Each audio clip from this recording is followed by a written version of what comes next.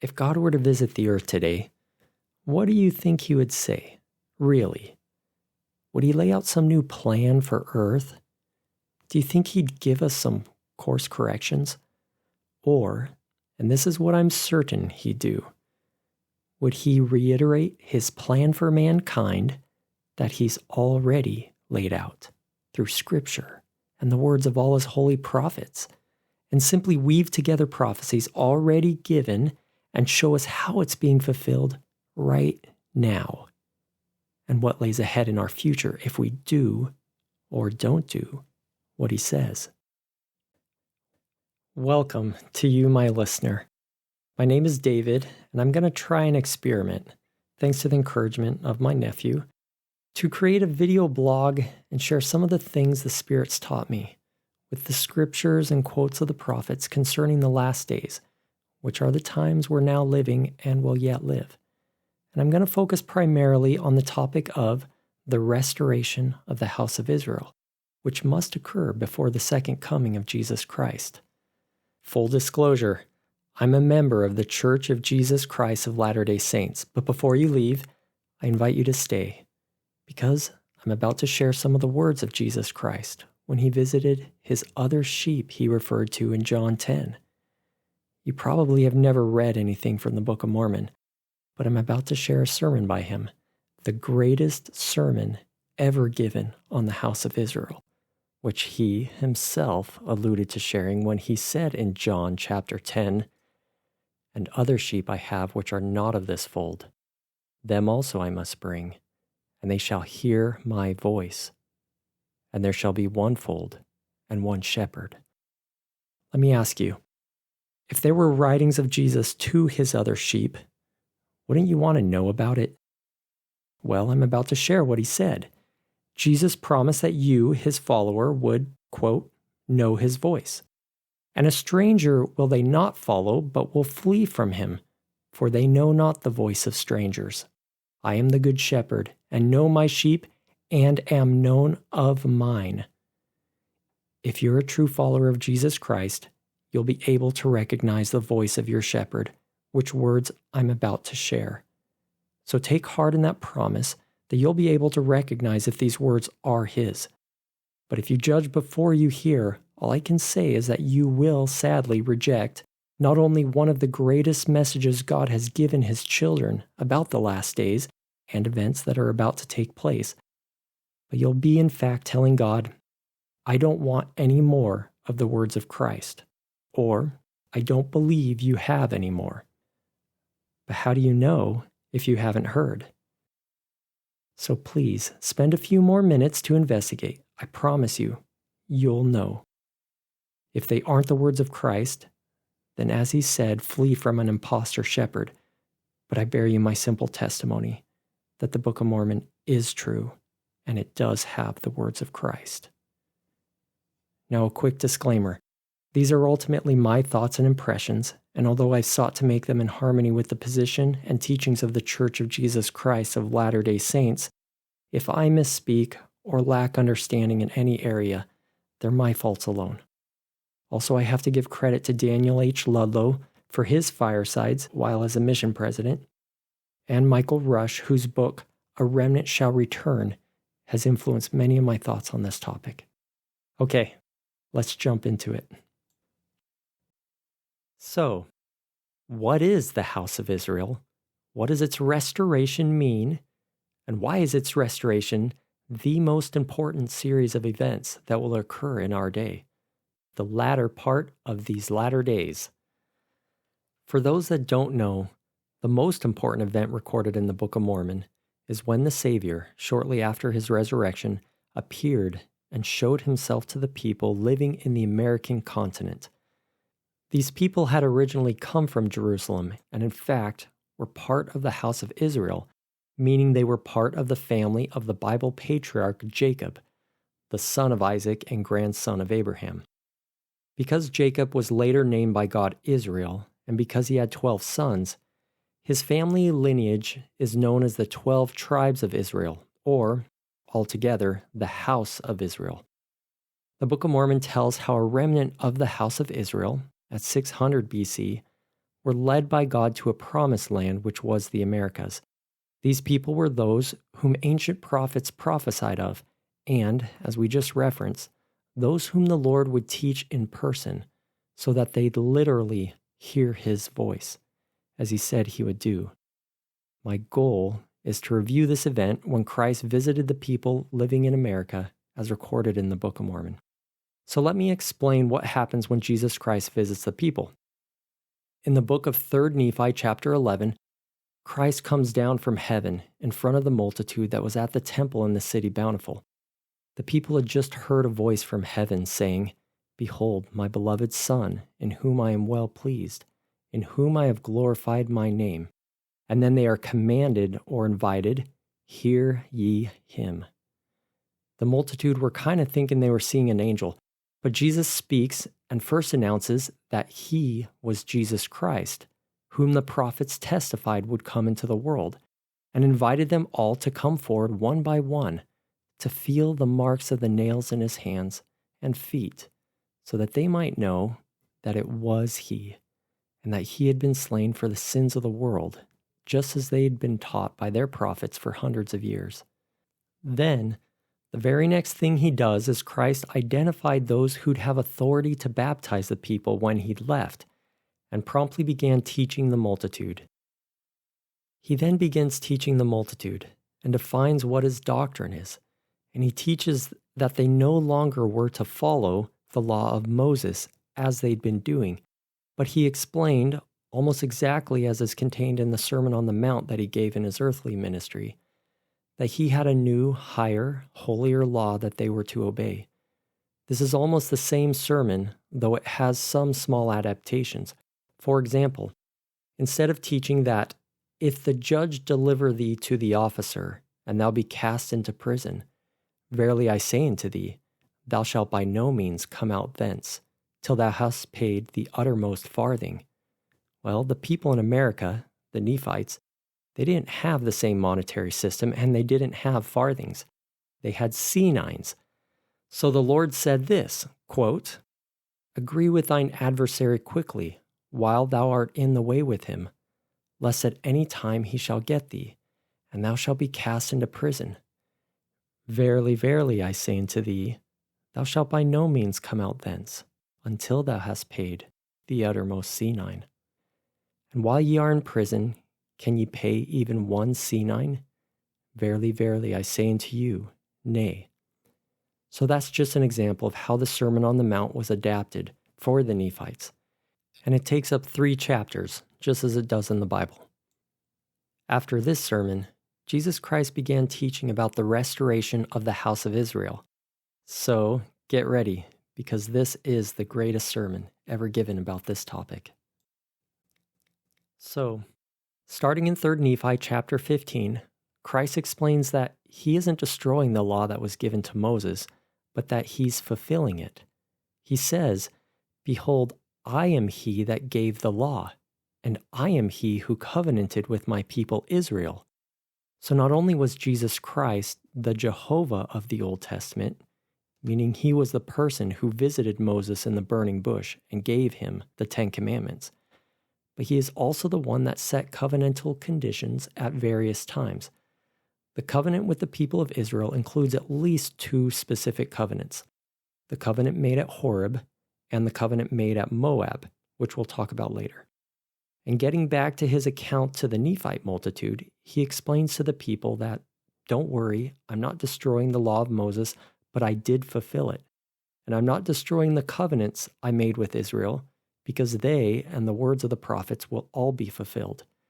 And then assures the multitude that they are of the house of Israel, specifically from the house of Joseph. Now, there were great blessings promised to Joseph and his family through the generations. They weren't to be the tribe that would have the Messiah come in their lineage. That was the tribe of Judah. But you can read the blessing that Israel gave to his son Joseph in Genesis chapter 49, that his, Joseph's branch, or his posterity, would be a fruitful branch that would run over the wall, giving an illusion that his branch would be separated from the rest of the house of Israel. And in fact, he mentions this exactly when he says again later, in verse 26, that his descendants' blessings, quote, shall be on the head of Joseph, and on the crown of the head of him that was separate from his brethren. And about this blessing, he said that Joseph's blessing, quote, prevailed above the blessings of my progenitors unto the utmost bound of the everlasting hills. Now remember this phrase because it's used by Isaiah to mention future prophecy in the last days. And just as a side note about the location of the everlasting hills, the longest mountain range in the world, the everlasting hills, is the Rocky Mountains that extends north into Alaska, bends through the Canadian Yukon and British Columbia, through the American Rockies, and south through Mexico in the Mexico Plateau. And in case you don't know, even the lowest point of Mexico City, which is the capital of Mexico, is at 7,200 feet, which is significantly higher than the mile-high city of Denver, because a mile is only 5,280 feet. So a full 2,000 feet higher is Mexico City. And depending on how you look at it, this elevated mountain range follows that same line through Central America and down the western coast of South America in the Andes, which goes through Peru and Chile all the way down to Cape Horn. So all this land, that's the continent of North, Central, and South America, can and should be considered the land of the everlasting hills. For the members of the church listening, there shouldn't be any doubt of where the everlasting hills is, since the church's radio program, Music in the Spoken Word, for almost its nearly 100-year history, it would end its show by saying, farewell from the shadow of the everlasting hills. Continuing, Jesus Christ, after confirming to the multitude that they're of the house of Joseph, explains that the Father commanded him to go to the other tribes of Israel, not at Jerusalem. So spoiler alert, we're going to talk about the lost tribes of Israel. But although the Nephites were lost to those in Jerusalem, they aren't those who Jesus calls the lost tribes. He refers to the Nephites as just other sheep. Now try not to get confused here, but this is like one of those times you want to tell a friend a story with 4 different people in it, and it can get a little confusing. 3 isn't too bad, but once you include that 4th, for some reason, it gets hard to follow. So to try and make it easier to follow, just know that Jesus is about to mention 4 groups of people in a total of 2 different time periods, equaling at least 7 groups of people. There's the Nephites, whom he's talking to right then, and there's their descendants in the last days. There's the Jews in Jerusalem, and their future descendants in the last days. There's the lost tribes, and their descendants in the last days. And there's the Gentiles, but we're only going to talk about them in the last days. The Gentiles, by the way, are defined as those who are all the other nations of the earth that we didn't just mention, or any of the tribes of Israel, including and especially those in America from the time America was discovered to the second coming of Jesus Christ. Okay, so back to Christ's sermon. In 3 Nephi chapter 15, he actually quotes what I just shared from John 10. He's talking to the Nephites and says, just so you know, I told the people in Jerusalem about you. He said that the only thing the Father actually commanded him to tell the people was one verse, which we find in John 10 verse 16, quote, and other sheep I have which are not of this fold, them also I must bring, and they shall hear my voice, and there shall be one fold and one shepherd. And then in a remarkable way, we're now back in America, Jesus provides scriptural commentary on that verse, if you will, and says that they, the Nephites, are among those whom he was referring to. He tells them that he is indeed their shepherd, and he's visiting them so that there might truly be one fold. And he says, quote, and they, the people he taught in John 10, they understood me not, for they supposed it, referring to the other sheep, it had been the Gentiles. For they understood not that the Gentiles should be converted through their preaching. And they understood me not, that I said they shall hear my voice. And they understood me not, that the Gentiles should not at any time hear my voice, that I should not manifest myself unto them, save it were by the Holy Ghost. But behold, ye have both heard my voice and seen me, and ye are my sheep, and ye are numbered among those whom the Father hath given me. Now, this is an important aspect of the restoration of the house of Israel, but we're barely getting started, and we need to talk about what's going to happen in the last days. So in chapter 16, Jesus introduces the lost tribes. He says, "And verily, verily, I say unto you, that I have other sheep which are not of this land, America, neither of the land of Jerusalem, neither in any parts of that land round about whither I have been to minister. For they of whom I speak are they who have not as yet heard my voice, neither have I at any time manifested myself unto them.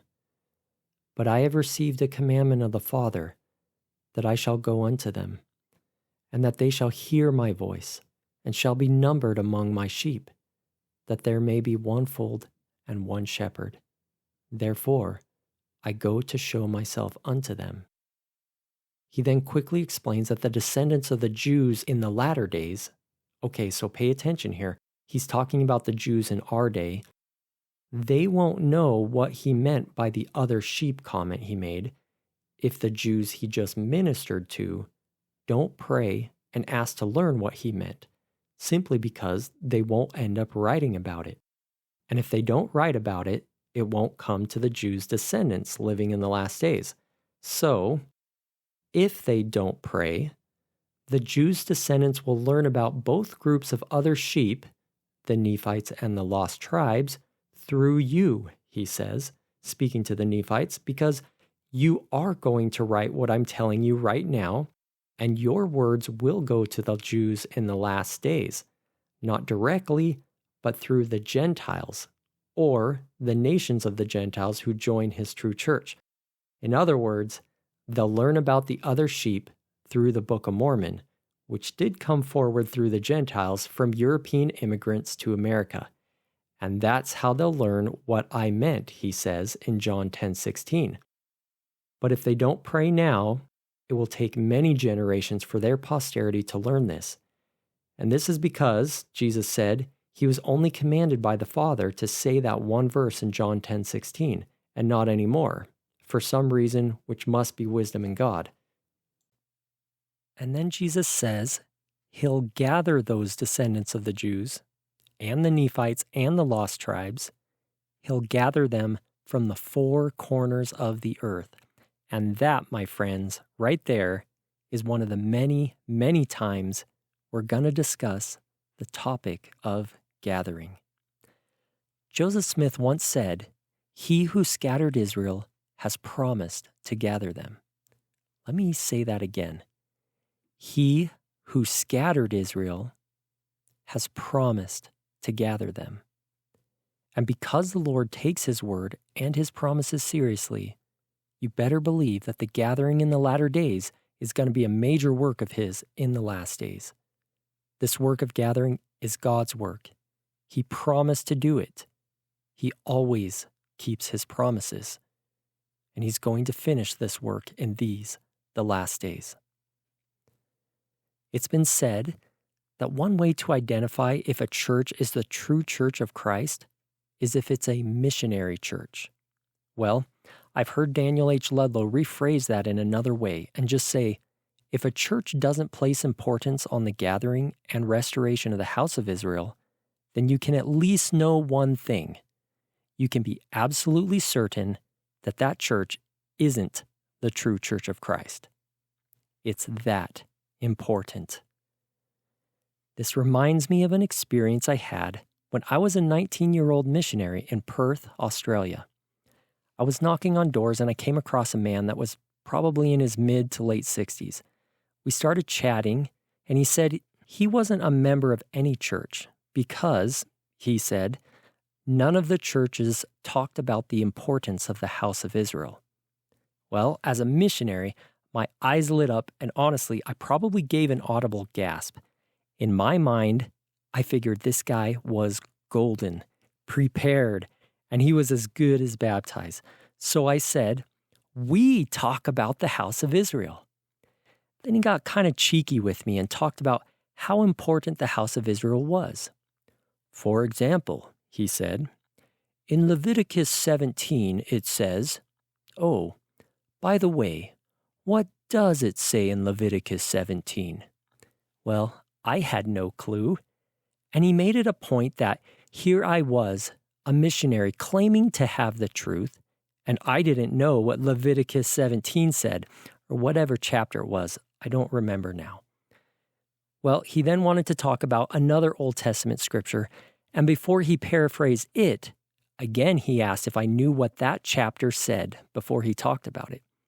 And he did that a third time, and by now he was laying it on real thick, that it was some kind of proof that the church I represented couldn't be true, because I didn't know the contents by heart of those 3 different Old Testament chapters. Well, he was contentious and wasn't listening, so all I could really do was testify as boldly as I knew how, that we did indeed preach the importance of the restoration of the house of Israel, and just because I didn't know those scriptural references, it did not mean our church wasn't true. And I bore my testimony that we had the truth, but ultimately I walked away a little disheartened. Well, here I am now, David, 24 years later, and I want to send a message to that man through time and say, your premise was correct, but you judged us incorrectly. Yes, the importance placed on the house of Israel is indeed a sign of the true church. And so now, listen up, because I'm going to prove to you that we, members of the Church of Jesus Christ of Latter-day Saints, know more about the gathering and restoration of the house of Israel than any other people on earth. I can easily make that claim.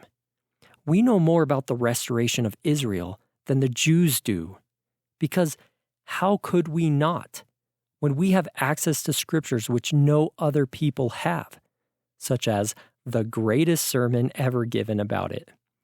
And we have latter-day prophets that emphasize and teach about it.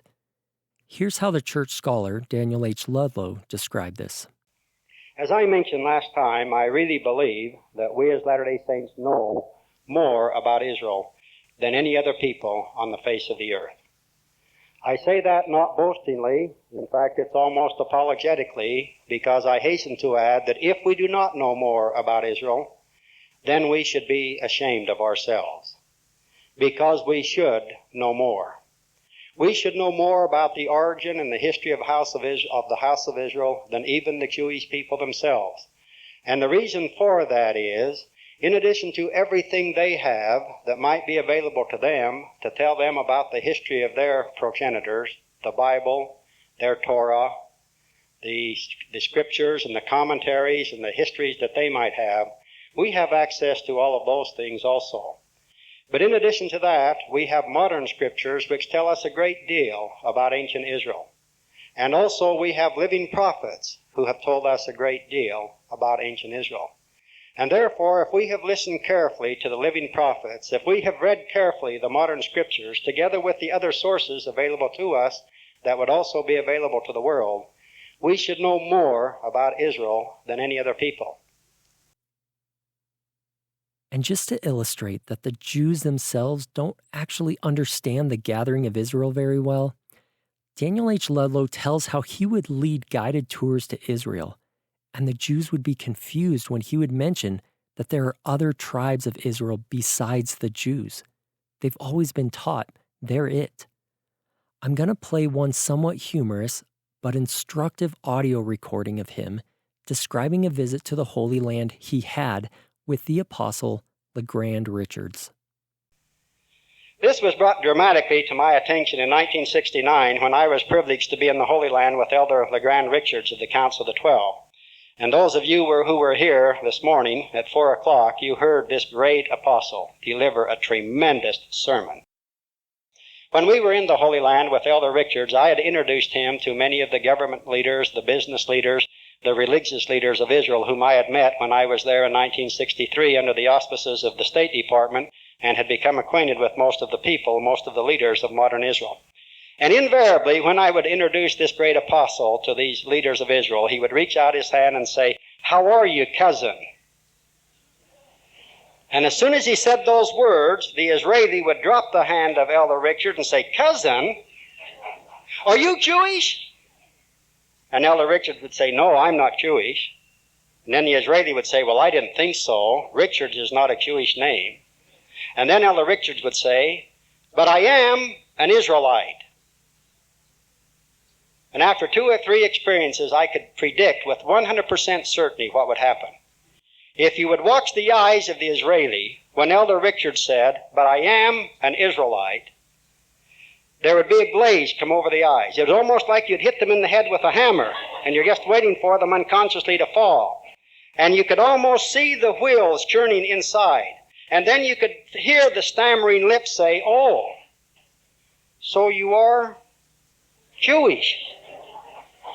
And then Elder Richards, in his kindly way, would take about 45 minutes and try to explain this to the Israelis, and it never worked. Another point Daniel Ludlow made is that when you talk about the gathering to the Jews, well, the person they cite as the founder of Zionism, and to the Jews, that's the idea to establish a Jewish homeland once again and gather to Palestine. The Jews will universally say the founder of Zionism is Theodor Herzl.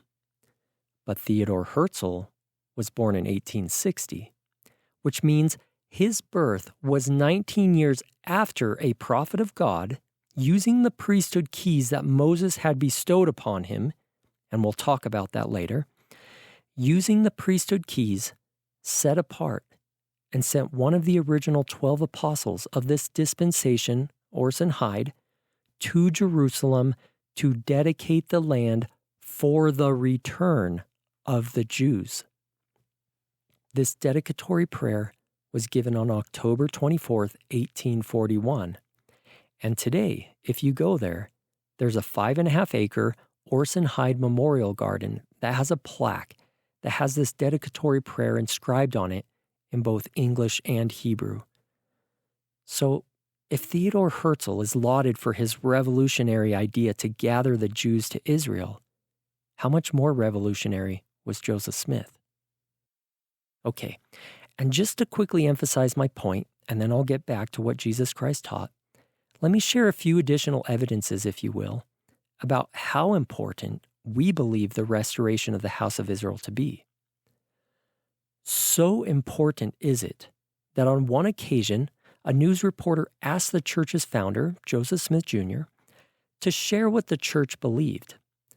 I just want to point out that when Joseph Smith encapsulated all the beliefs of the church into 13 articles of faith, guess what one of these articles of faith was devoted to? Quote, "We believe in the literal gathering of Israel and in the restoration of the 10 tribes, that Zion, the New Jerusalem, will be built upon the American continent, that Christ will reign personally upon the earth, and that the earth will be renewed and receive its paradisiacal glory." So there you have it. It's canonized as one of the key tenets to our faith: gathering Israel, the 10 tribes, and the city of New Jerusalem. We believe it will all literally occur. So important is the gathering of Israel that Joseph Smith once said it was, quote, "one of the most important points in the faith of the Church of the Latter-day Saints through the fullness of the everlasting gospel." He also said that, quote, "the subject of the gathering I esteem to be of the greatest importance to those who are looking for salvation in this generation, or in these that may be called the latter times." And he also said that there is no other way for the saints to be saved in these, the last days, than by the gathering, as the concurrent testimony of all the holy prophets clearly proves. For it is written, "They shall come from the east and be gathered from the west. The north shall give up, and the south shall keep not back. This gathering together of all the saints must take place before the Lord comes to take vengeance upon the ungodly."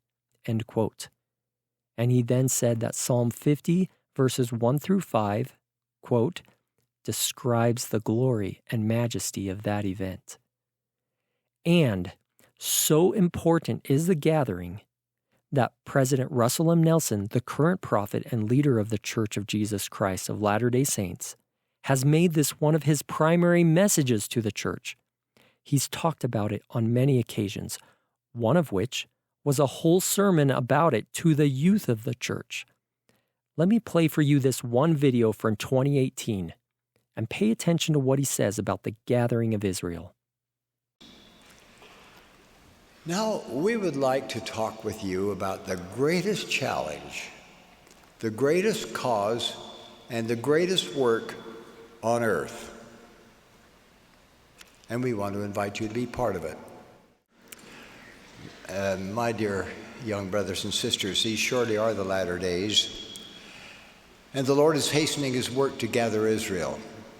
That gathering is the most important thing taking place on earth today. Nothing else compares in magnitude, nothing else compares in importance, nothing else compares in majesty. And if you choose to, if you want to, you can be a big part of it. You can be a big part of something big, something grand, something majestic. My dear extraordinary youth, you were sent to earth at this precise time, the most crucial time in the history of the world, to help gather Israel. There is nothing happening on this earth right now that is more important than that. There is nothing of greater consequence, absolutely nothing. This gathering should mean everything to you. This is the mission for which you were sent to earth. This is the greatest challenge, the greatest cause, and the greatest work on earth. Well, if that's not a mic drop, I don't know what is. So to the man I met 24 years ago in a neighborhood near Armadale in Perth, Australia, I want to say, you were on to something. You knew the house of Israel was so important that it would be a sign of the true church. But you judged me, and really this church, before you gave it a fair chance. I hope for your sake you got another chance, and that you found what you were looking for. Yes, you failed. You missed what you were looking for when it literally knocked on your door. But for everyone else listening to this, take it from this guy's failure. One of the signs of the Lord's true church is the importance it places upon the covenants of God to restore the house of Israel. And there is not another church on earth that places more emphasis on this than the Church of Jesus Christ of Latter-day Saints. We teach it, we believe it, and we work for it. And we know that before Jesus Christ comes again, the work must be finished. Okay, so we're in 3 Nephi 16, and Jesus Christ just mentioned that the Jews, the Nephites, and the lost tribes would be gathered from the four corners of the earth, which obviously necessitates that they first be scattered to the four corners of the earth, which was partly due to their disobedience and partly to preserve the Lord's covenant people. And he specifically mentions that the descendants of the Nephites would be scattered by the Gentiles and, quote, trodden under feet by them in the last days. That's exactly what happened when the Europeans began to settle America. Besides the Trail of Tears and other times when the American government relocated the Native Americans, disease also wiped out entire swaths of their civilization. According to a 2018 study, an estimated 55 million indigenous people died from disease after 1492. And you have to remember, the world was not as populated then as it is now. Wikipedia estimates that in the year 1500, there was something like 438 million people in the entire world. So for 55 million people to die, we're talking something like an eighth of the world's population. According to one website, This New World plague, as it's referred to, and which consisted of a concoction of smallpox, the flu, and measles, may have been the third deadliest plague in all of history. And it's thought to have wiped out an estimated 90% of the native inhabitants. Think about that. 90%. I remember Dan Carlin talking about this and trying to explain that that's entire cultures that just vanished in one generation. This event, the Great Dying as it's called, is said to, quote, had a planetary impact. Researchers believe that the massive abandonment of farmland to nature in the wake of this great wave of infection and death may have caused the global climate to cool in the 1600s. So, this people being driven and destroyed by the Gentiles is something Christ told the Nephites that their descendants would experience. Then, speaking of the Gentiles, he brings up the principle of adoption into the house of Israel. But before he really gets into that, he teaches that in the last days, his gospel would be preached first to the Gentiles and last to the house of Israel. This is counter to how in ancient days the gospel first went to those of Israel, think Old Testament and the dispensation of Christ's time, and last to the Gentiles, think Paul and the other apostles taking the gospel throughout the known world. In this way, it fulfills one of the oft-quoted promises of God, the first shall be last, and the last shall be first. So when the gospel is preached to the Gentiles in the latter days, Christ prophesied that some would accept it, but some would reject it. When the Gentiles reject his gospel, they would lose it. Or in his words in verse 10, I will bring the fullness of my gospel from among them. That's an ominous warning, by the way, which, yes, has had some fulfillment already, but I feel certain will have additional fulfillment in the future. For those wondering what I'm talking about, think about quotes such as by Brigham Young, that the time would come when the elders of the church, the missionaries, would be called home. That's never happened, by the way, not even during the world wars, not entirely. But when it does, watch out, because destruction will be imminent.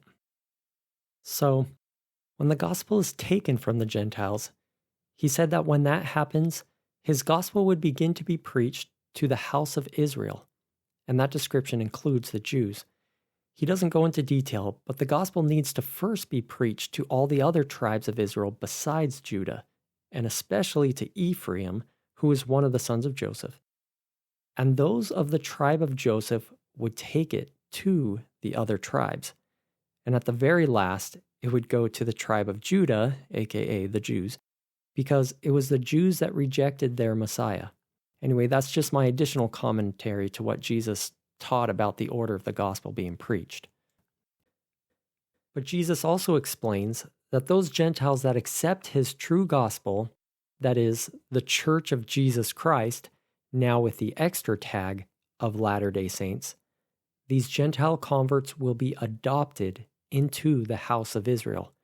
And that is exactly the case today. As an interesting side note, you can look up pretty much any dictionary or encyclopedia today, and I haven't found one yet that doesn't have this. And if you look up the word Gentile, you'll see the extra definition that a Gentile is someone who isn't a Mormon or member of the church. So yes, we believe members who are baptized aren't only adopted into Israel, but inherit the covenants and blessings that are promised to Abraham and his seed, and to Israel and his seed. So back to his sermon. Christ says, But if the Gentiles will repent and return unto me, saith the Father, behold, they shall be numbered among my people, O house of Israel. This principle of adoption was also taught by Paul in the New Testament. Listen to how he teaches this so clearly in his epistle to the Galatians, chapter 3. He said, Know ye therefore that they which are of faith, or are converted, the same are the children of Abraham. And skipping to 26, For ye are all the children of God, by faith in Christ Jesus. For as many of you as have been baptized into Christ have put on Christ. In verse 29, and if ye be Christ's, then are ye Abraham's seed, and heirs according to the promise. Now, this is really important to know because there are great privileges and blessings promised to the house of Israel, and anyone can inherit those blessings if they're baptized and join Christ's church. When a person joins the church, they're born again. Yes, spiritually, but also legally or by law through adoption. Now, the easiest way for me to think of this adoption is by imagining that the covenants God made with Abraham are transferred to the convert who's baptized. The first time the Lord introduced this principle of adoption was to Abraham when Jehovah appeared to him and made a covenant. Pay attention to how Jehovah says that all other nations will be adopted as his descendants, and that only his seed will have a right to the priesthood. My name is Jehovah, and I know the end from the beginning. Therefore my hand shall be over thee, and I will make of thee a great nation, and I will bless thee above measure, and make thy name great among all nations, and thou shalt be a blessing unto thy seed after thee, that in their hands they shall bear this ministry and priesthood unto all nations. And I will bless them, that is, referring to all nations, and I will bless them through thy name. For as many as receive this gospel, key word there, shall be called after thy name, and shall be accounted thy seed, and shall rise up and bless thee as their father. And I will bless them that bless thee, and curse them that curse thee. And in thee, that is, in thy priesthood, and in thy seed, that is, thy priesthood, for I give unto thee a promise that this right shall continue in thee, and in thy seed after thee, that is to say, the literal seed, or the seed of the body, shall all the families of the earth be blessed, even with the blessings of the gospel, which are the blessings of salvation, even of life eternal. So just as Abraham's son Isaac and his son Jacob inherited the same blessings God pronounced upon Abraham, we too can inherit that covenantal blessing. That's what I understand the dispensation of the gospel of Abraham to be, which is actually one of the three keys of the priesthood that was restored to Joseph Smith in the Kirtland Temple on April 3rd, 1836. After Moses appeared, and before Elijah appeared and committed their keys, Elias committed the priesthood key that made it possible for any person, not literally a descendant of Abraham, to receive the same blessings as the other children. Here's the account of Elias's visit. Quote, after this, Elias appeared and committed the dispensation of the gospel of Abraham, saying that in us and our seed, all generations after us should be blessed. My understanding is that this means that the children inherit the blessings of Abraham, including what we refer to as being born in the covenant, and that blessing is automatically passed on to one's generations after them. And what does this covenant include? Besides the fact that only his children will bear the priesthood, the Abrahamic covenant comprises eternal marriage, eternal increase, and ultimately becoming a candidate for exaltation, or what could be termed eternal lives. This same key was restored to Peter, James, and John on the Mount of Transfiguration, and by the same person, Elias, which was recorded in Matthew 17. But our Christian brethren don't understand the significance of that event because the Bible doesn't fully discuss it. But with modern prophets, and because a parallel event occurred in the Kirtland Temple, we understand it. And just as Paul taught that early converts are adopted into the house of Israel and become the seed of Abraham, converts today are adopted, and become full 100% card-carrying members of the house of Israel and are heirs to all the covenants and associated blessings the Father has offered the patriarchs. And this is why members of our church receive patriarchal blessings, so you can know your blessings. For those that don't know, once in your life as a member of the church, you may go to meet with a patriarch of the church and receive a special blessing from him. Among other special promises and counsel given by the spirit of prophecy and revelation, the patriarch will declare to the person their lineage or tribe of the house of Israel that they are. Either by adoption or blood, it's the same. Most Caucasians are of the tribe of Ephraim, and they're taking the gospel to the other tribes, which is a responsibility given to them. Those in Central and South America seem to predominantly be from the tribe of Manasseh, which is also one of the sons of Joseph. Now Jacob blessed his 12 sons, including Joseph. So in this way, the blessing from the ancient patriarch Jacob, which blessing parallels these patriarchal blessings which are pronounced upon the members in our day, this blessing given by Jacob to his son Joseph has been fulfilled, that his blessing would prevail above the blessings of his other progenitors, or said elsewhere, would be a richer blessing. And his seed would be a fruitful branch that would run over the wall unto the utmost bound of the everlasting hills.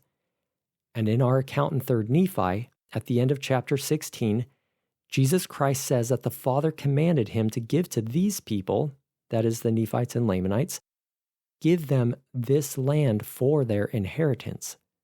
Christ says that this great work of bringing forth his gospel in the last days and gathering the house of Israel into his true church is a fulfillment of Isaiah 52, 8 through 10. We won't read it right now because he's going to bring up this scripture later in day 2 of his sermon. And besides, if you're anything like the Nephites, you, like them, may be having a hard time right about now following all the intricacies of what he's discussing. 3 Nephi chapter 17 begins by saying that at this point in his sermon, Christ looks upon the multitude and sees they aren't fully grasping what he's teaching them. And so he says, I perceive that ye are weak, that ye cannot understand all my words which I am commanded of the Father to speak unto you at this time. Therefore, go ye into your homes, and ponder upon the things which I have said, and ask of the Father, in my name, that ye may understand, and prepare your minds for the morrow, and I come unto you again. But now I go unto the Father, and also to show myself unto the lost tribes of Israel, for they are not lost unto the Father, for he knoweth whither he hath taken them. Likewise, this would be a great time for you, the listener, to pray and ask for help to understand what I'm presenting to you, which are the words of Christ about the covenants of the Father. And for those wondering, yes, Jesus does ascend to heaven and leave the people and return the next day to continue his sermon, but not before some miraculous things occur. The record states, quote, He cast his eyes round about again on the multitude, and behold, they were in tears, and did look steadfastly upon him, as if they would ask him to tarry a little longer with them. And he said unto them, Behold, my bowels are filled with compassion towards you. Have ye any that are sick among you? Bring them hither. Have ye any that are lame, or blind, or halt, or maimed, or leprous, or that are withered, or that are deaf, or that are afflicted in any manner? Bring them hither, and I will heal them. For I have compassion upon you. My bowels are filled with mercy. He then not only heals every one of them, but then asks that their little children should be brought to him. So all the children surround Christ, and the multitude gives way a little to make room. By the way, we learn later that the size of the multitude was about 2,500 souls. He and the multitude then kneel, and he prays to the Father in a way that wasn't just something the multitude heard, but apparently included visions. because starting in verse 16, we're told, "And after this manner do they bear record. The eye hath never seen, neither hath the ear heard before, so great and marvelous things as we saw and heard Jesus speak unto the Father. And no tongue can speak, neither can there be written by any man, neither can the hearts of men conceive so great and marvelous things as we both saw and heard Jesus speak. And no one can conceive of the joy which filled our souls at the time we heard him pray for us unto the Father." That was the witness of the multitude. They were overcome with the experience of it all, but Jesus bids them arise.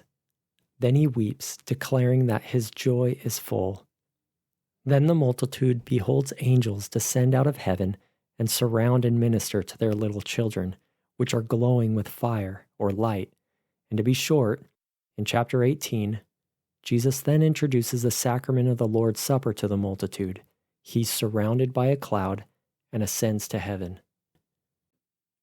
Now, before we go to day 2, let's go back and review what Jesus told the multitude when he had to leave.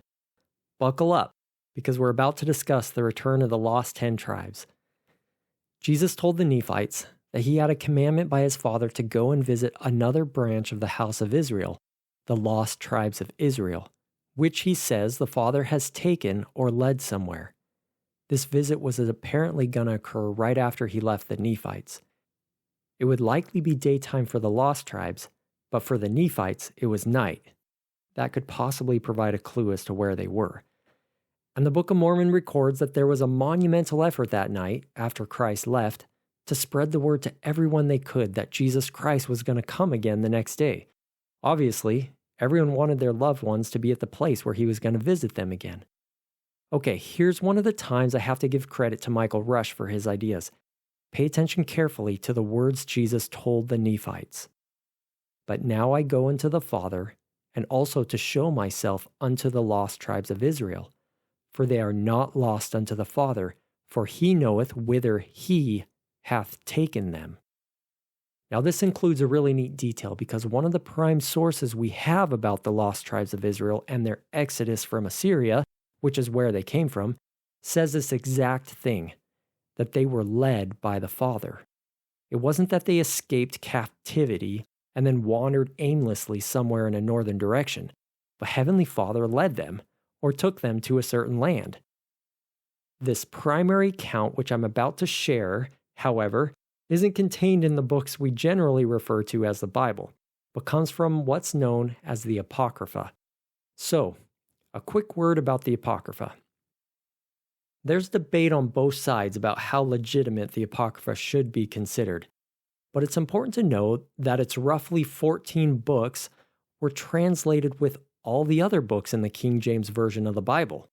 So the full King James Version of the Bible actually includes the Apocrypha.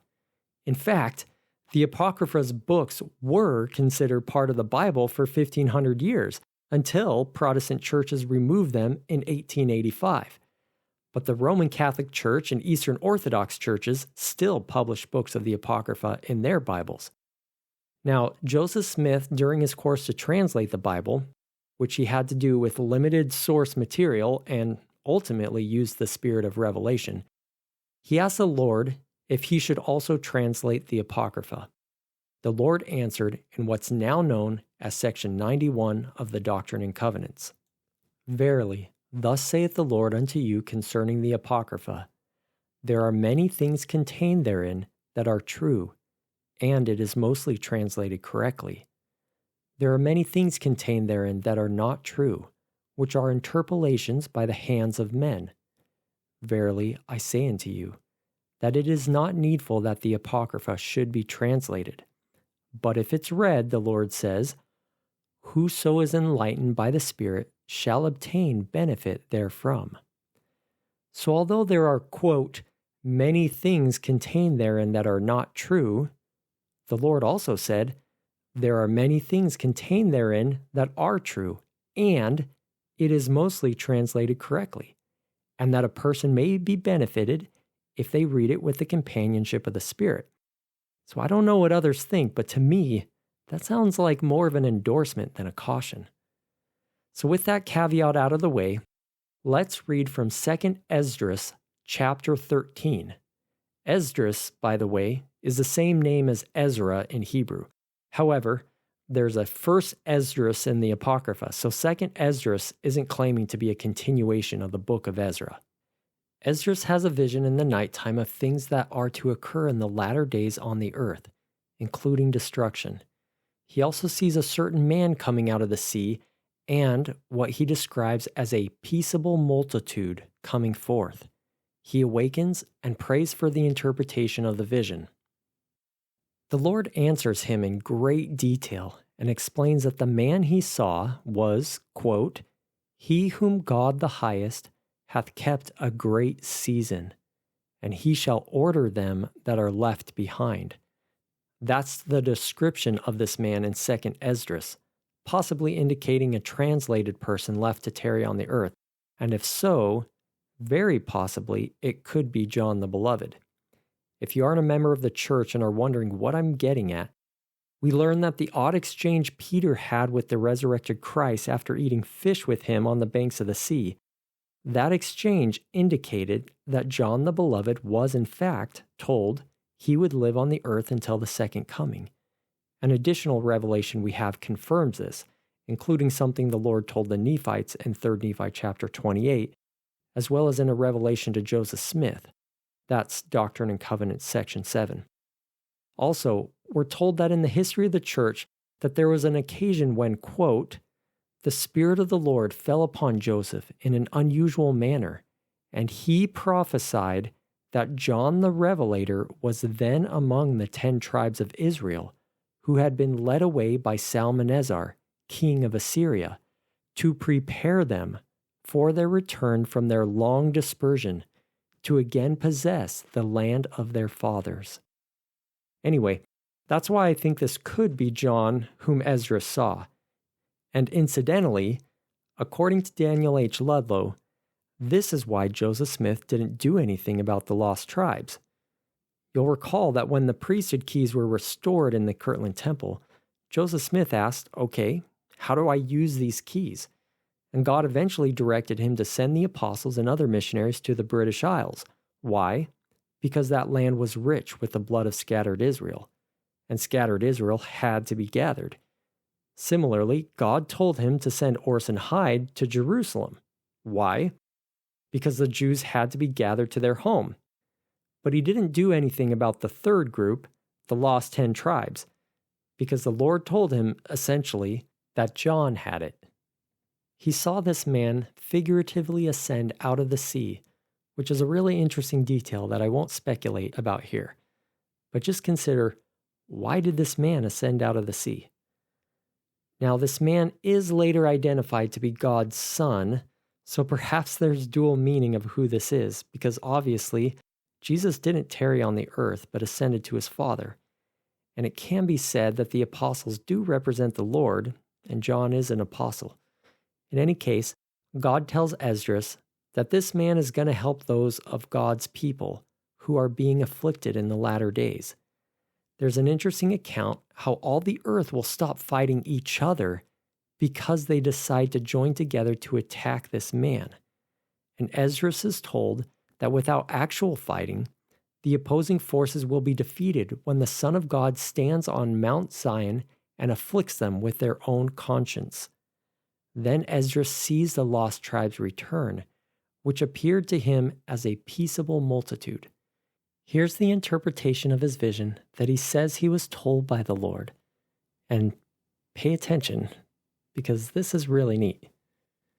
"And whereas thou sawest that he gathered another peaceable multitude unto him, those are the 10 tribes which were carried away prisoners out of their own land in the time of Hosea, or Hoshea, who was the last king of the northern tribes. The northern tribes were a nation called the Kingdom of Israel. So this was the last king before they were defeated."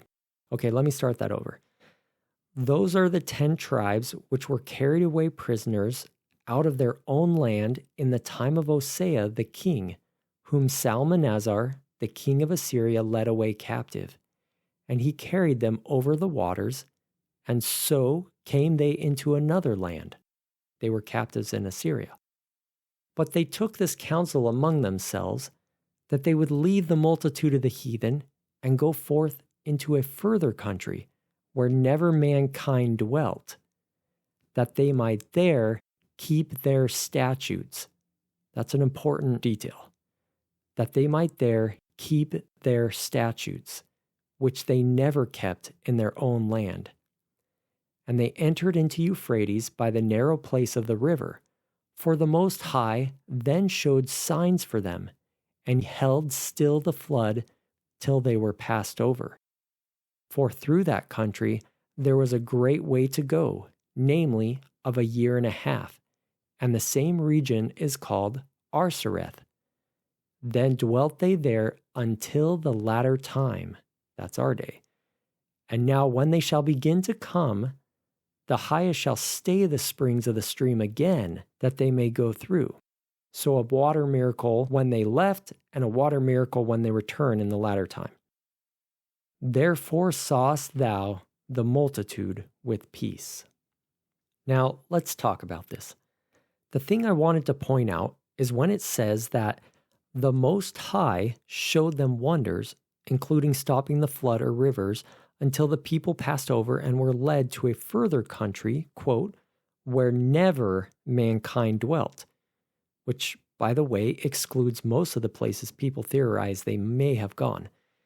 And in the latter time, God, referred to as the highest, will once again stay the springs or river again, that they may go through and return. When it says this, it's making a point that these people were led by Heavenly Father. Now, Jesus Christ told the Nephites that he needed to show himself, quote, unto the lost tribes of Israel, for they are not lost unto the Father, for he knoweth whither he hath taken them. So both the lost peoples that Christ and Esdras refer to were led away by the Father.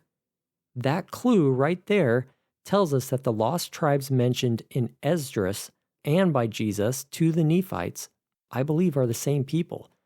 Those are the people, and that is the land where Jesus went while the Nephites were spreading the news at night that Jesus was going to return again the next day. Now, another word on the lost tribes of Israel.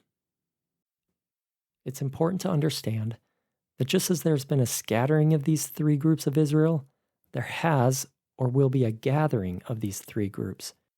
And to match these 3 groups, there's a record about all 3 of them. I'll explain. First, the 3 scatterings.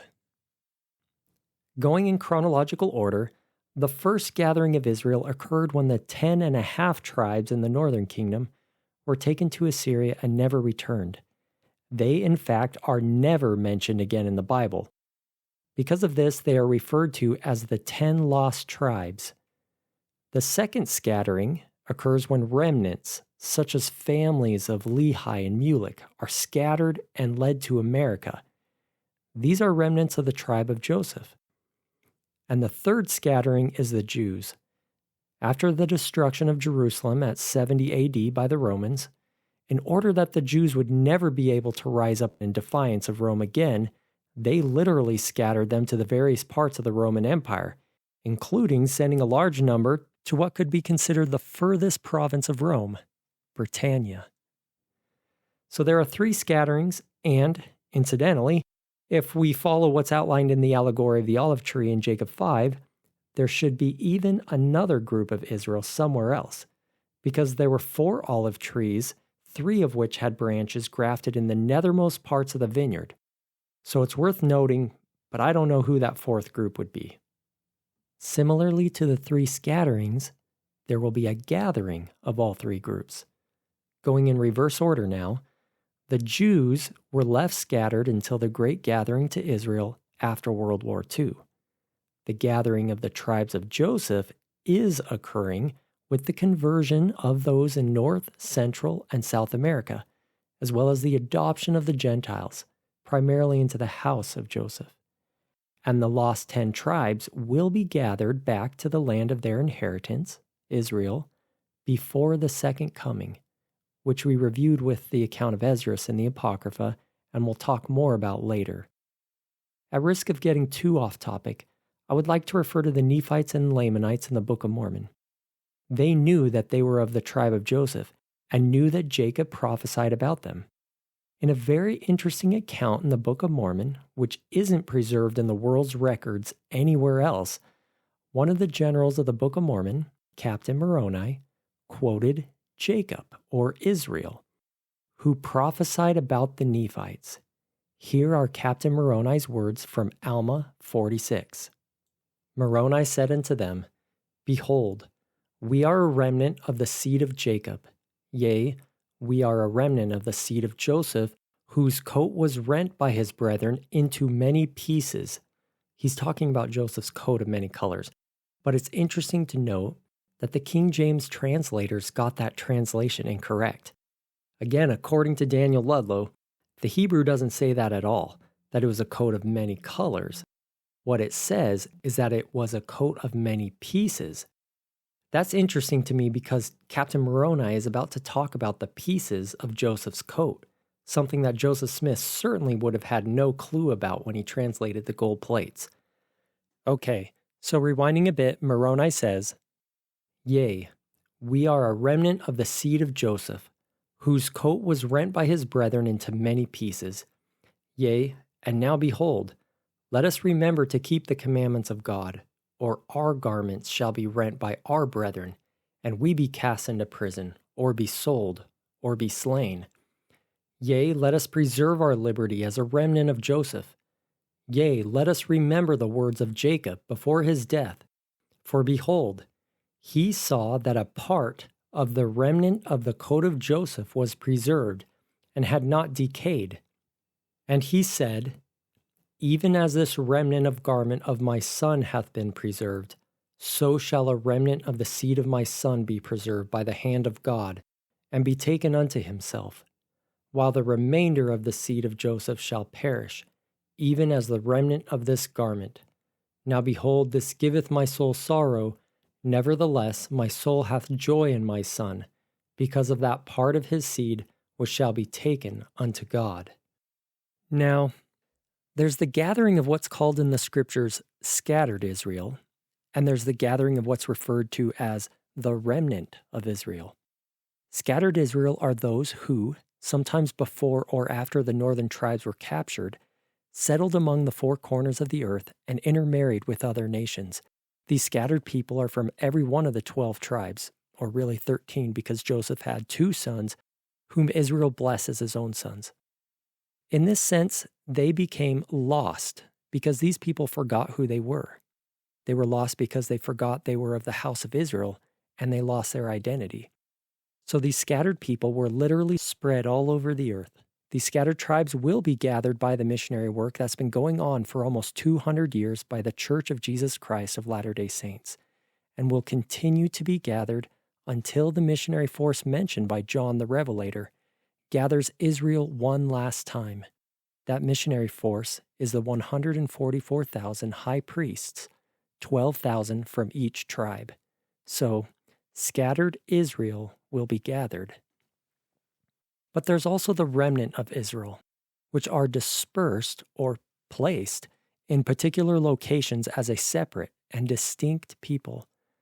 This dispersed remnant peoples, plural, include not only what we refer to as the lost 10 tribes, but also the Nephite, Lamanite people. For your information, Christ is going to lump them together the next day in his sermon. And if you think about it, those two groups, their origins and civilizations, are pretty much identical to each other as to why they were preserved and set aside in a particular place. The reason why they were led away is the same.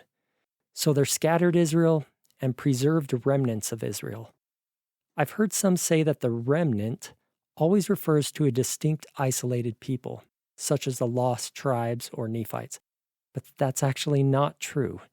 Sometimes the word remnant is used with the word scattered, and so the scripture isn't talking about a distinct people, but a scattered people. But my point is, there's both types of groups. For example, Ether in the Book of Mormon was an amazing prophet and prophesied from the morning to the going down of the sun and prophesied about the future of the land of America and that a city called the New Jerusalem would one day be built upon it. Ether 13 verses 10 and 11 states, and pay attention to the two groups occupying two cities. And then cometh the New Jerusalem, that's the first city, and blessed are they who dwell therein, for it is they whose garments are white through the blood of the Lamb. And they, the people who dwell there, they are they who are numbered among the remnant of the seed of Joseph, who were of the house of Israel. He's specifically mentioning the descendants of Joseph, of which are two tribes, Ephraim and Manasseh. The other 11 tribes won't primarily reside in the New Jerusalem. Okay, going on. And then also cometh the Jerusalem of old, that is, the city we currently know by that name. And the inhabitants thereof, blessed are they, for they have been washed in the blood of the Lamb, just like those who dwell at New Jerusalem. The blessing is equal. And they are they who were scattered and gathered in from the four quarters of the earth and from the north countries, and are partakers of the fulfilling of the covenant which God made with their fathers Abraham. Which God made with their father Abraham. Can you not see that there's both a gathering of scattered Israel and a group from the north countries? Those who dwell at Jerusalem will come from the four corners of the earth and from the north countries. Okay, story time. When I was living in a particular area in the Midwest, I don't want to say where so I don't embarrass anyone, but one Saturday night there was a stake priesthood conference, which I attended. As one of the speakers, the stake patriarch got up and started his talk with a statement like this, and he said this in a very snide, mocking sort of way. Some members of the church believe that the 10 lost tribes are under the ice caps or on another planet. And then he paused deliberately so that the audience would laugh. He was specifically soliciting laughter. And then this man went on to say that there's no such thing as a distinct group of lost Israel, but said they're all scattered and are being gathered via missionary work. Now, I'd been studying this, so I knew of quotes by past presidents and leaders of the church, such as Joseph Fielding Smith, James E. Talmage, and Neal A. Maxwell, which exactly contradict what he said. And I was seriously wondering if I should stand up and say something, but I also knew that the stake president was right there.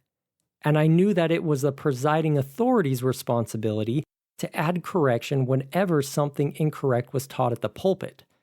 So I didn't say anything, but that stake president also didn't say anything.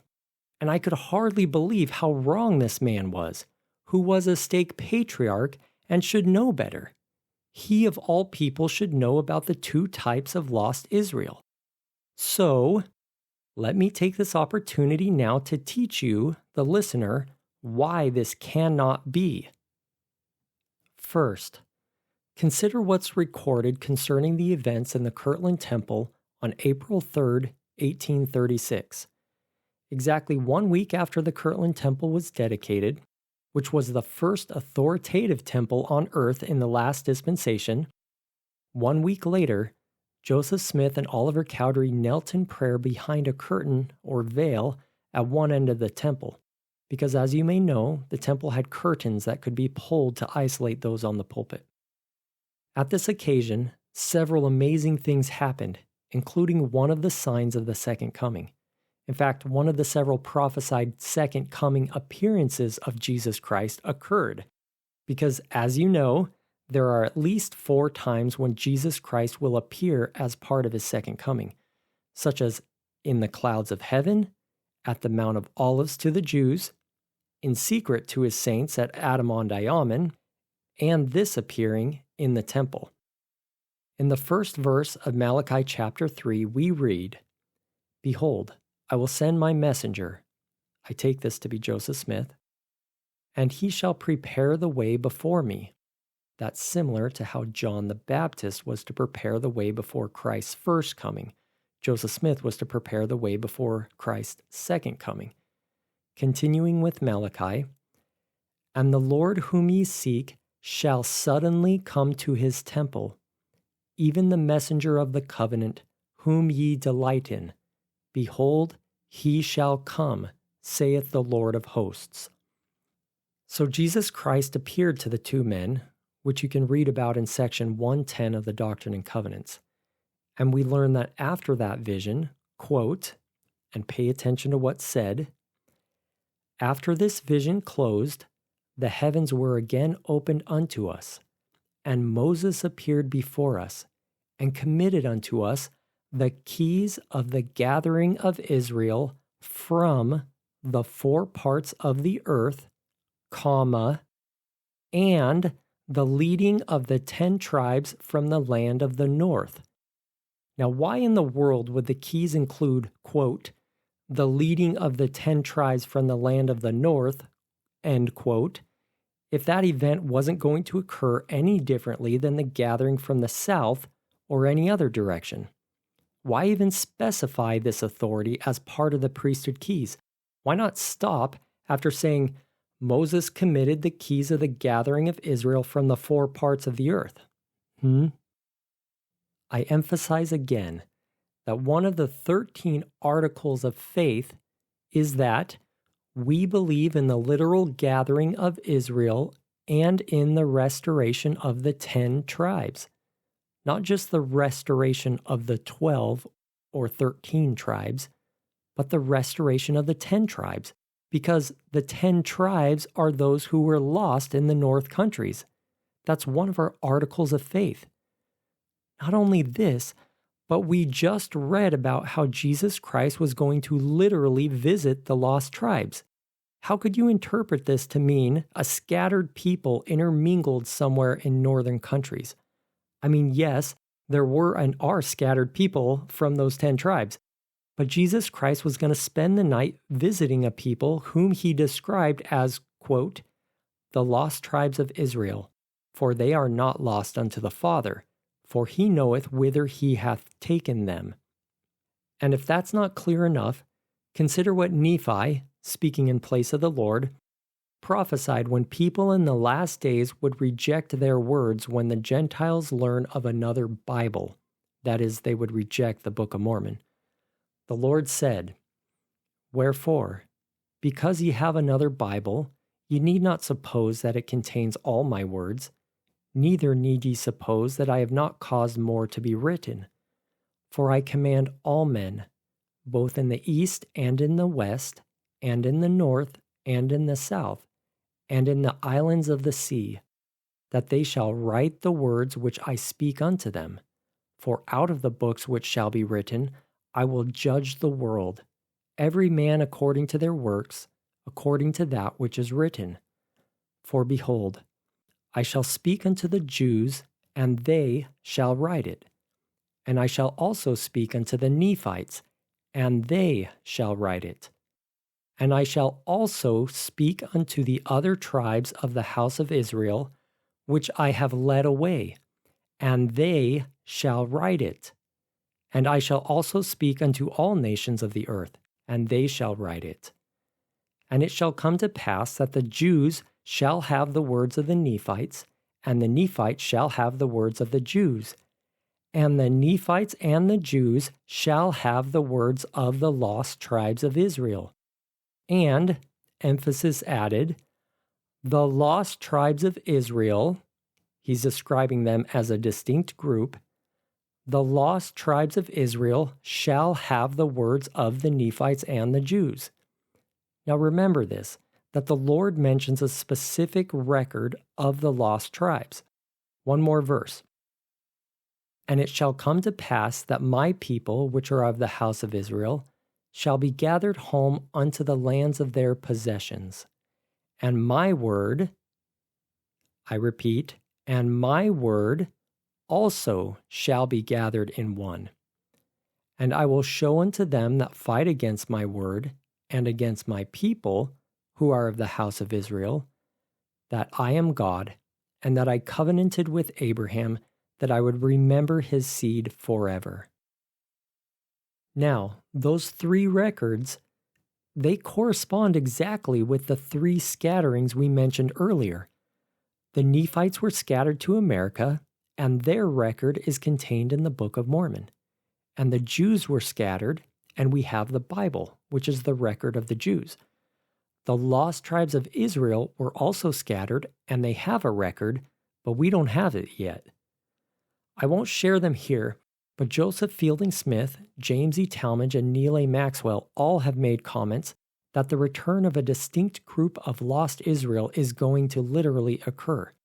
This shouldn't be a surprise, because if the lost tribes really did keep the commandments, as we read in Esdras, that they were committed in doing, quote, that they might there keep their statutes, which they never kept in their own land. If that resolution really happened, then we know 100%, we know they must be a distinct people. Why must they be a distinct people if they kept the commandments? Because that is the covenant the Lord made with Israel at Horeb. He covenanted, and this is found in Exodus 19 and 20, that if the people would keep his commandments, that is the 10 commandments, the promised blessing, the resultant blessings, would be that, quote, if ye will obey my voice indeed and keep my covenant, then ye shall be a peculiar treasure unto me above all people, for all the earth is mine. And ye shall be unto me a kingdom of priests and an holy nation. In other words, if the lost tribes really kept the commandments, not only would they be blessed above all people, but they literally would remain a nation, a holy nation, and a kingdom. This means they couldn't have just become scattered to the winds because God covenanted that he'd preserve the people as a nation. Do you see what I'm getting at? God always keeps his promises. If the lost tribes have prophets, then chances are they've kept the Lord's statutes and commandments. And if they've kept these, they must have been preserved as a nation, somewhere. Back to the quotes of Joseph Fielding Smith, James E. Talmage, and Neal A. Maxwell. These three, as part of their evidences they provide, refer to the revelation known as Section 133 of the Doctrine and Covenants, which used to be assigned as an appendix to the book, which says, and yes, this is a little long, but I think it makes the case clearer than anything else, starting with verse 19, quote, wherefore, prepare ye for the coming of the bridegroom. Go ye out to meet him. For behold, he shall stand upon the Mount of Olivet, and, interestingly, and upon the mighty ocean, even the great deep, and upon the islands of the sea, and upon the land of Zion.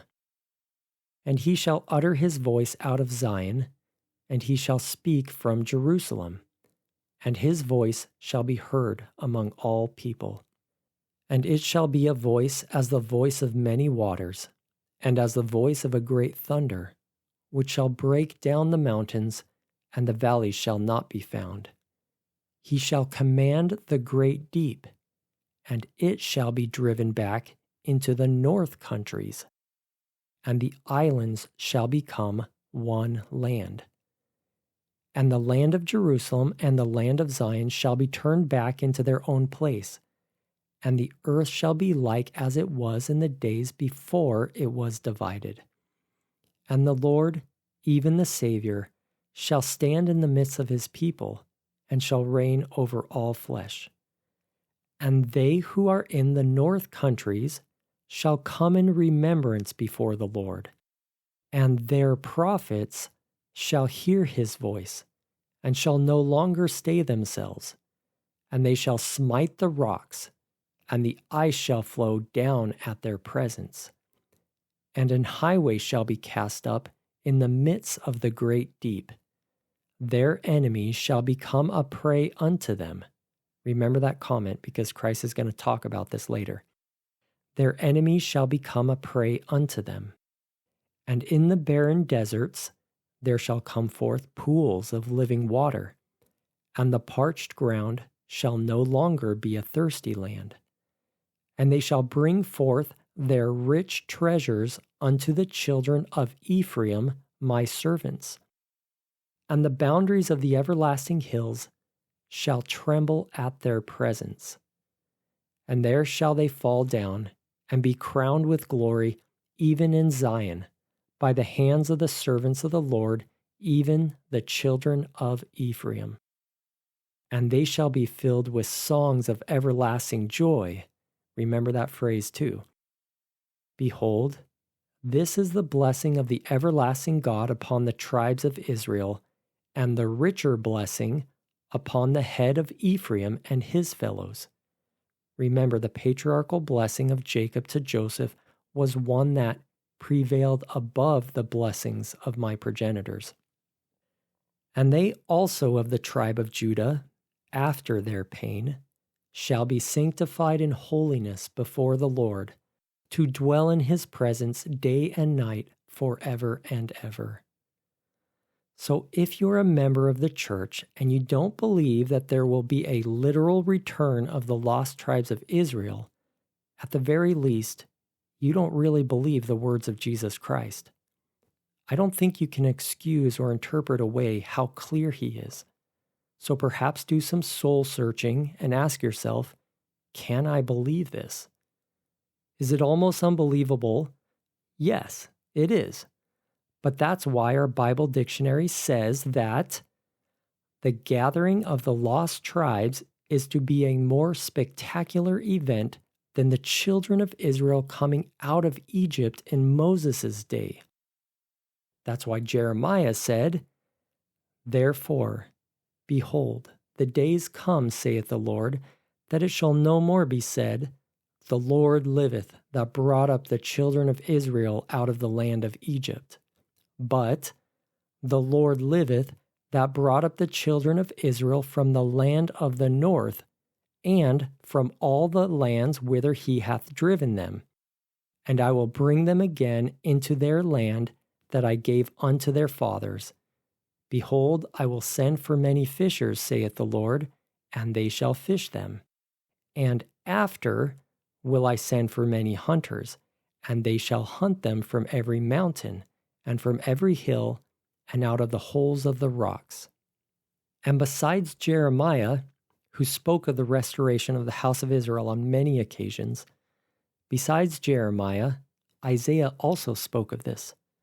Listen to how familiar these words sound, including the prophecy from 2nd Esdras that says that when the lost tribes return, there would be miracles where water would be stayed so that the people could cross over. This is Isaiah chapter 11, which, by the way, Nephi quoted in 2nd Nephi chapter 21, and the angel Moroni quoted to Joseph Smith in his bedroom, saying that it was about to be fulfilled.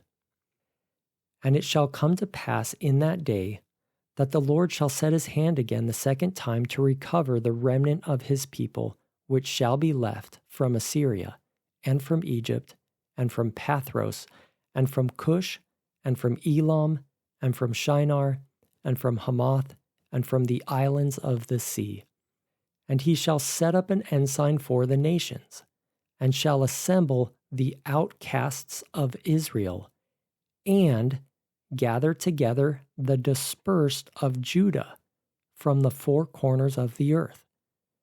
The envy also of Ephraim, that is the northern kingdom, shall depart, and the adversaries of Judah shall be cut off.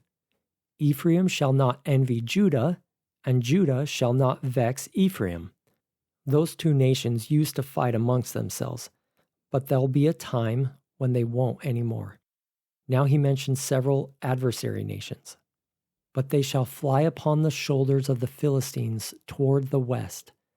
They shall spoil them of the east together. They shall lay their hand upon Edom and Moab, and the children of Ammon shall obey them. And the Lord shall utterly destroy the tongue of the Egyptian sea, and with his mighty wind shall he shake his hand over the river, here it is, and shall smite it in the 7 streams, and make men go over dry shod. And there shall be an highway for the remnant of his people, which shall be left from Assyria, like as it was to Israel in the day that he came up out of the land of Egypt. Now, there are many, many more prophecies about the gathering of Israel, especially in the Old Testament, that I'm not going to cite. We just read some words of Isaiah, and we're going to talk more about Isaiah as we discuss day 2 of Christ's sermon on the restoration of the house of Israel. But as we end day 1, I want to emphasize that the lost tribes will return with their prophets and rich treasures, which treasures certainly will include their scriptures, including their record of Jesus Christ's visit, so that, as prophesied, the Nephites and the Jews will have the words of the lost tribes of Israel. Their rich treasures will certainly include their scriptures, but it also perhaps, I don't know, but I've been told, will include their genealogical records, which they'll bring to the children of Ephraim who have the sealing power and can seal their families in temples. And I want to point out that, so far, we've introduced several themes that, if you've been paying attention, you'll notice keep coming up. I've tried to point them out, and hopefully you felt the Spirit as you've heard these themes come up over and over again in an interweaving of prophecy by multiple sources. It's truly awesome. But we're now going to discuss more how the restoration of Israel fits within the years of tribulations prophesied before the second coming. So click on the link in the video description, or below, to continue with day 2 of the greatest sermon ever given on the restoration of the house of Israel.